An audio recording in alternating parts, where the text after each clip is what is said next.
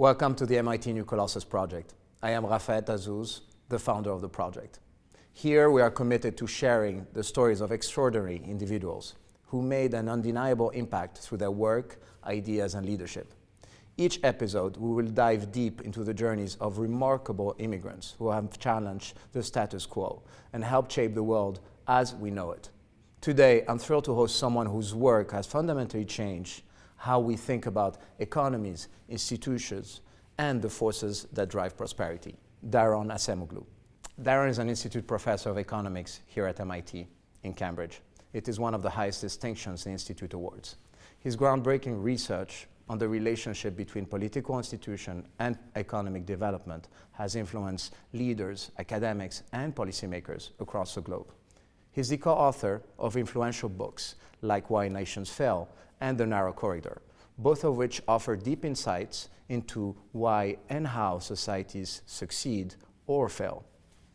Daron was awarded recently the Nobel Prize in Economic Science for his pioneering work on how institutions shape the economic trajectories of nations, alongside James Robinson and Simon Johnson, who also teaches here at MIT.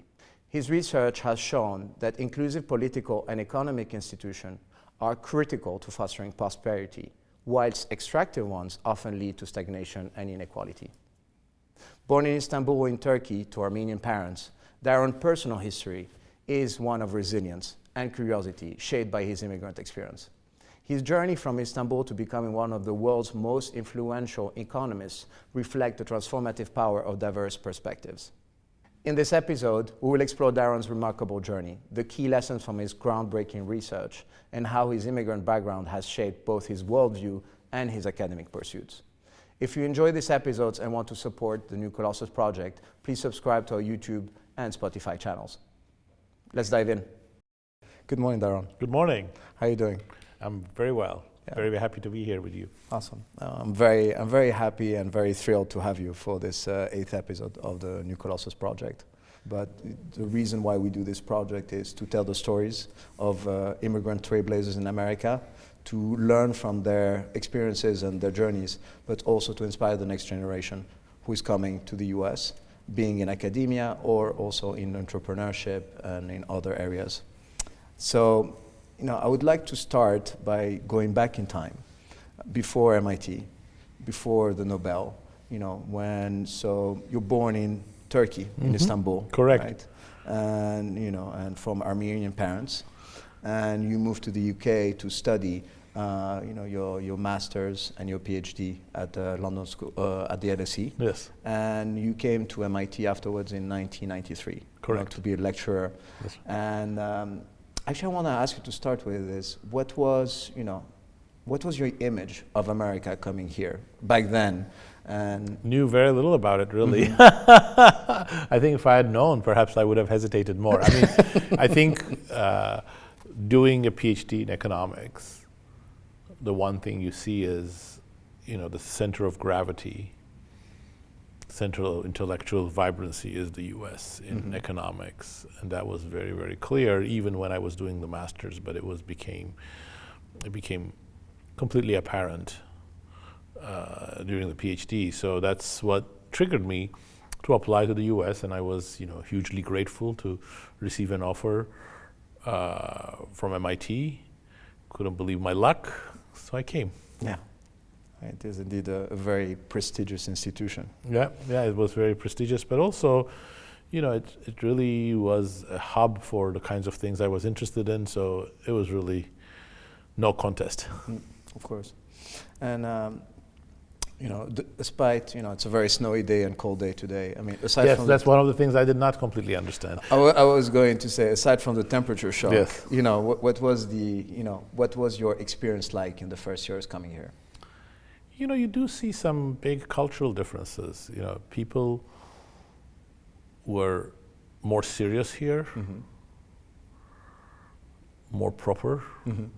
You had to be much more careful with the words you used already in 1993. You had a very different culture for work.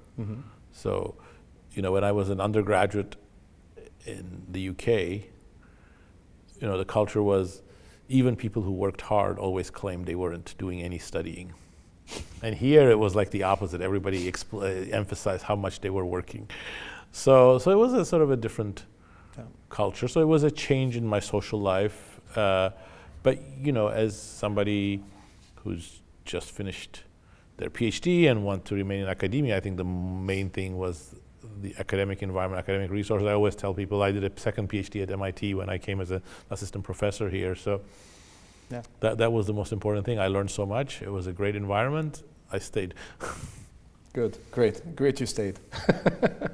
Actually, I was walking the hallways, downstairs, and and obviously there was like a publication, an article about, new technologies and your work, which is a major, a cornerstone of your research.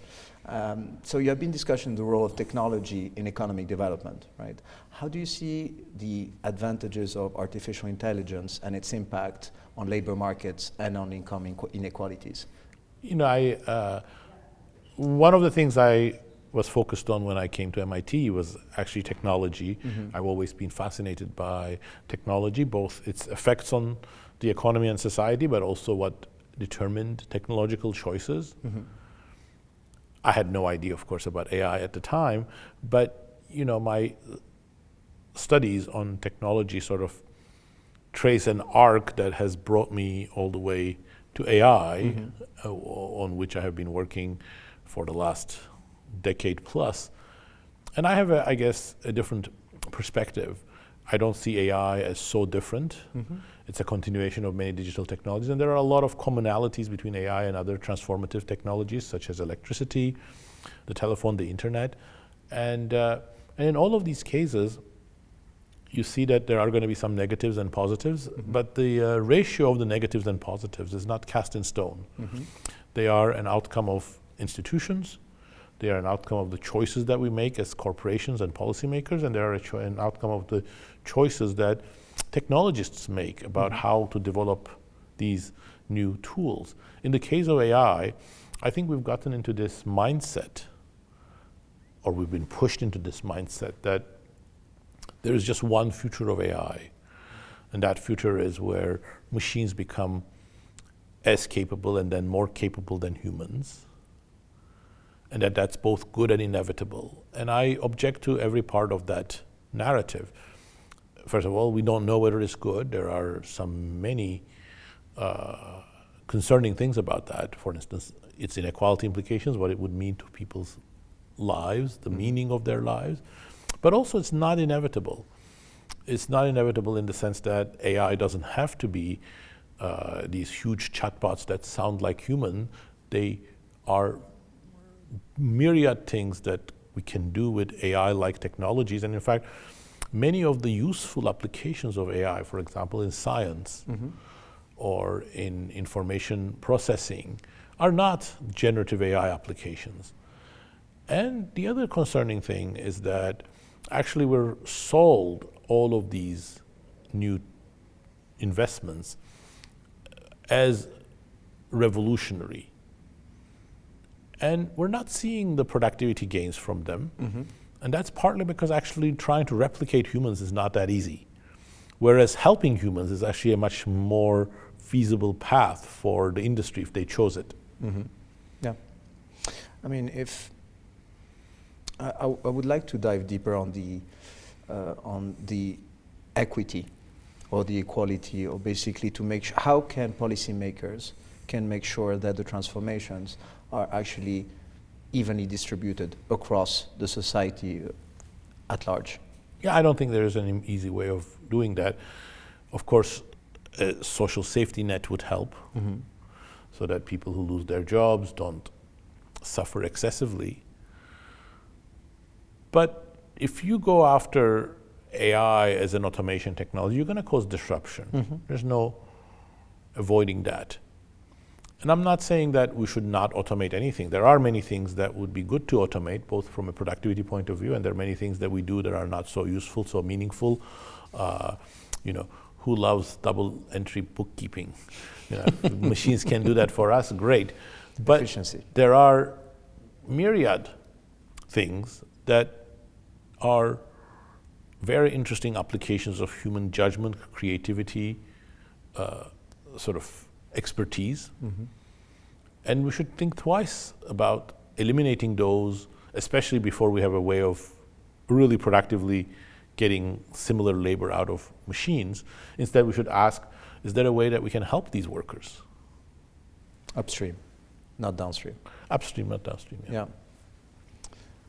I mean, I would like to touch upon, a second area of your research, what I think is very central. I mean, you discuss the strong linkage between democracy and economic growth, and here I want to discuss more in emerging democracies.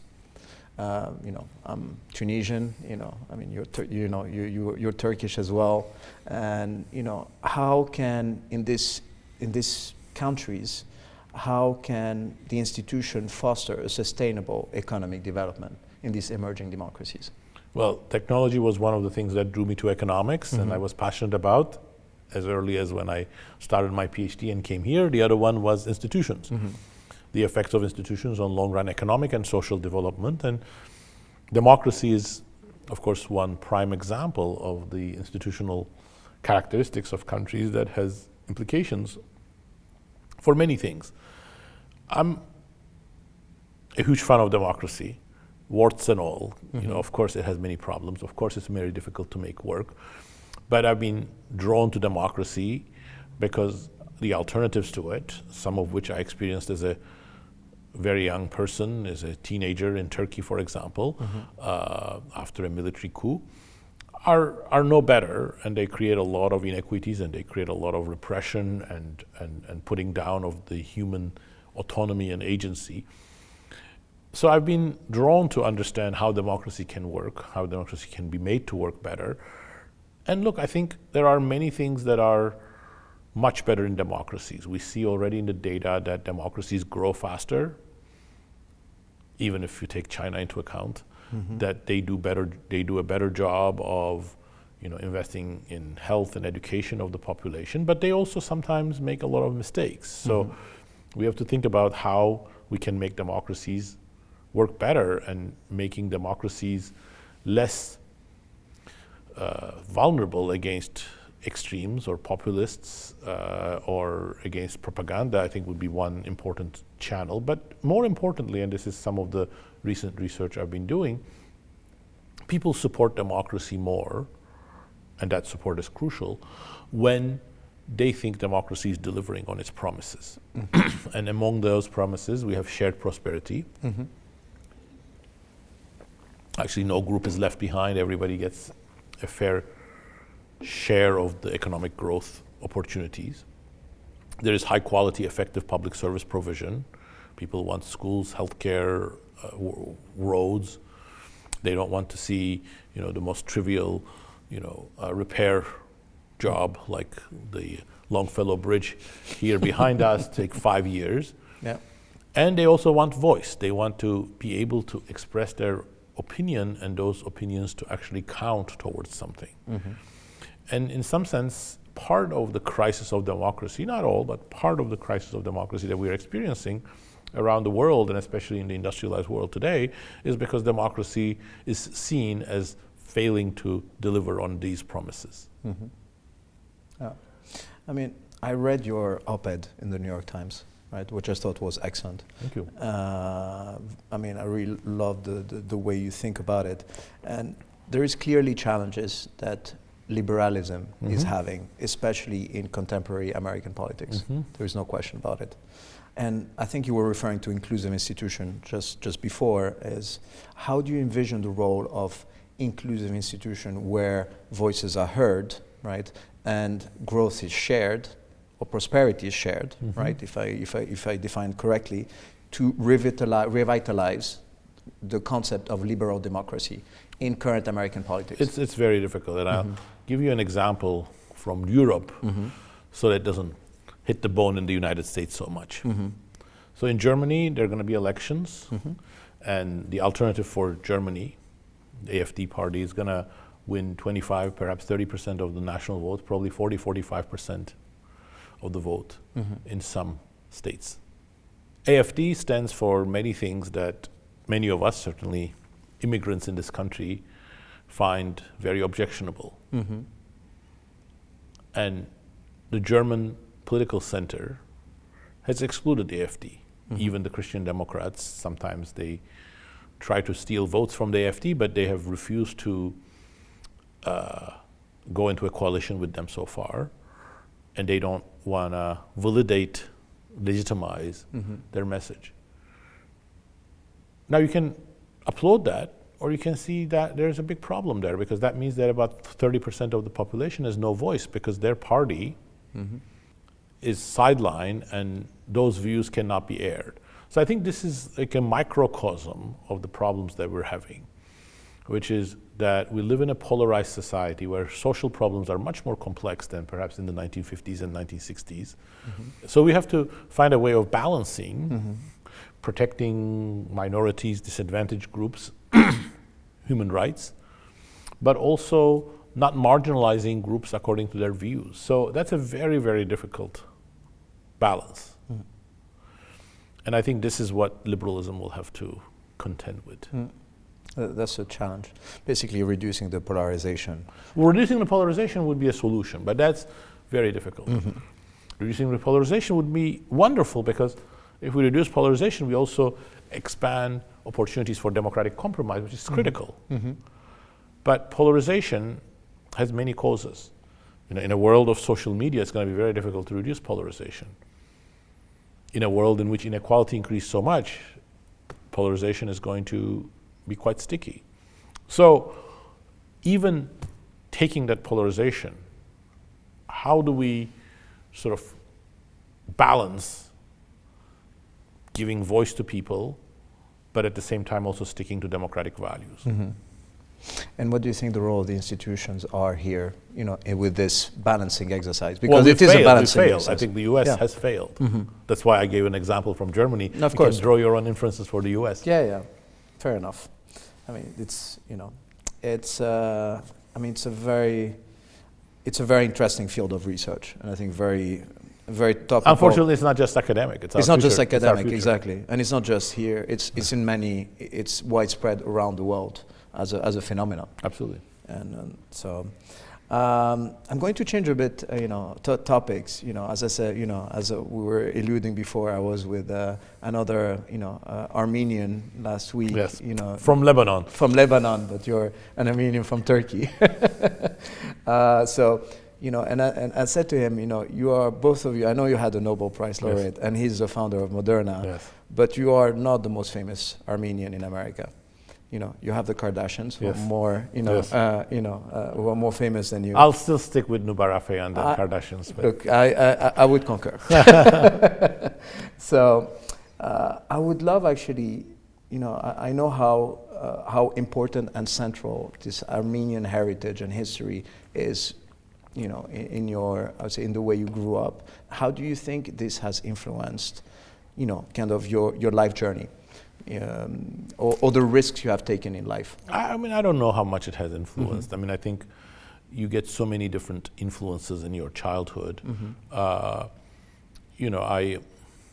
didn't grow up with like a ever-present Armenian identity, but I did go to an Armenian school until I was 10. I spoke Armenian at home. So it was a mixture.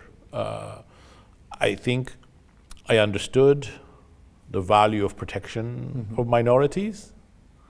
But then in Turkey at the time, I think there were other issues like freedom of speech and democracy. So in my mind, those things got bundled. Now, whether they should be bundled or not, that's another debate. It depends on the context, etc. But it also, I think, made me probably look more broadly outside. A lot of my interests in social science, for example, came from saying, why is Turkey different from what I see in the rest of the world?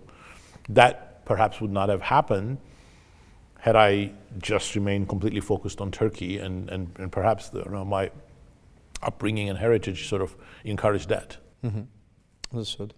And let's say you're here you've been in America for almost 2 decades. Actually 3 decades. And what? Yes, I'm old, yes. No, I didn't infer that, you know. Actually, what reminds you of home here when you are in Cambridge? If there is anything that, you know, brings you back there? I don't know. Like food, music, place? Well, there are very good Armenian stores here that have offerings both from the Middle East and Turkey. So that's worth it. You know, I was, you know, when doing our research, I noticed that, you know, one of the donations you've done to the Zverich Foundation was, you know, a paperweight that your mom gave you. Yes. Can I ask you maybe why that personal item had such an importance? I have so few personal items. I didn't have many others. So, and you know, my parents died suddenly when I was abroad, and so I didn't have like any planning of getting and protecting family heirlooms. So I only have a few items that I picked up when I had to pack up the house hastily, and that was one of them that she liked and I liked, and so I kept that. And several others that I thought I had have been lost. So I would love to change a bit, topic and maybe gears here. And as you said, you know, you have lived in Turkey, in the UK, in America, and you know, if you look back, across your career as an academic, as a professor, but now also, you know, with your Nobel laureate, Nobel Prize, what are the most important lessons do you think that, you know, made you thrive throughout your career, you know, or in academia? It's not planned. It just happened. I was lucky, but I think looking back, the fact that I was passionate and I had an intrinsic interest in the topics that I was studying was important. And I guess, you know, for whatever reason, I don't know, I tried to be serious about what I researched, you know, get to the bottom of what I was trying to understand. I think that's a very important thing for academic integrity, but also academic success. Have you had many mentors throughout your path who maybe guided you throughout it? I don't want to sound ungrateful, but I'm not sure that any single mentor has had a big influence on me. I've been very inspired by people who weren't my mentors in the economics community and in the social sciences, historians in particular, that I try to learn from them. But mentor-mentee relations, I think some of them have helped, but they haven't been defining, I think. Yeah. Okay. And probably too headstrong for that. You think you are very headstrong? Let me ask you, and here on your identity, maybe it's the headstrong and the journey. I mean, and more broadly as a first-generation immigrant, you know, which is kind of an outsider coming. I mean, an outsider to any country you come to, right? You know, do you think this approach of the outsider has has given you the opportunity to look outside of the regular fields, to be more curious outside of the traditional paths? It's a great question. I don't know the answer to that. First of all, look, I mean, I think to some extent I was an outsider in Turkey. Then I was a big outsider in the UK. I went there, you know, very young. I mean, 19, which now I view as very young, without even speaking the language that much. So, you know, the big move in 1993 was from the UK to the US. Well, I wasn't really an insider in the UK. I think by that time, perhaps I was more used to the culture and I had a lot of friends, but I was still probably to some degree an outsider. And probably I had infused some of the norms and traditions and values of British society a little bit better because, you know, when you're younger, it's sort of easier. But I don't think it sort of was a big shift in terms of my outsider status in some sense. And perhaps that's been a contributor to my asking some questions that I would never asked otherwise, both in the UK and here. I don't know. Mm-hmm. I mean, the British accent didn't stick. No. Apparently it was here when I first came, but yes. Yeah. I'm also have a British passport. Right. The accent didn't stick either. Well, I don't even have a British passport. Let me ask you this: is if you were to look back to when actually you arrived here in '93, what advice would you give yourself? If you were to do it all over again. I think things have worked out okay. So, yeah. but I think I would have probably told myself to be more focused on the things that I was really passionate about. That I think I might have been a little bit more scattered in the early years, and probably I was more anxious than I should have been because being an assistant professor is stressful.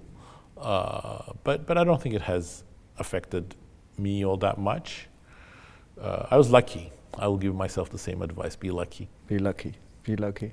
And where do you think, where do you think this luck is going to take you forward? What are the areas of interest for you? I mean, my luck may run out. No, you never know. If you need to think, from a constructive standpoint there. Well, I want to keep on doing the things that I have been doing, work on technology and institutions. I get many more invitations to write op-eds and talk to influential people. So perhaps use a little bit of that, especially because we are going through a critical time. I think U.S. institutions are in a very shaky period. They're perhaps in danger in a way that they have not been for hundreds of years. So this is an important time to take on some of those responsibilities, but I don't want to just do that. I want to keep on my research. I think there are next steps that were already planned that I think are ambitious and important, and I want to carry them out if I can find the time. Well, if I understand correctly, your definition of success is, as part of it is, doing research on subject you're passionate about, yes. Right?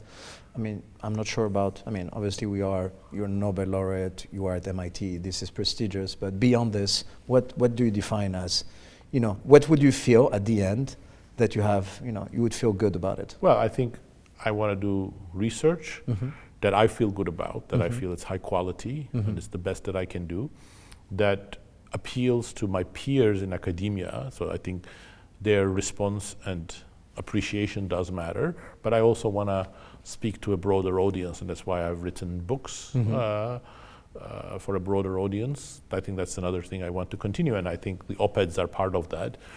I think books are more important, so at some point I'll stop the op-eds and more focus on the books. Or put the op-eds in the books. Perhaps.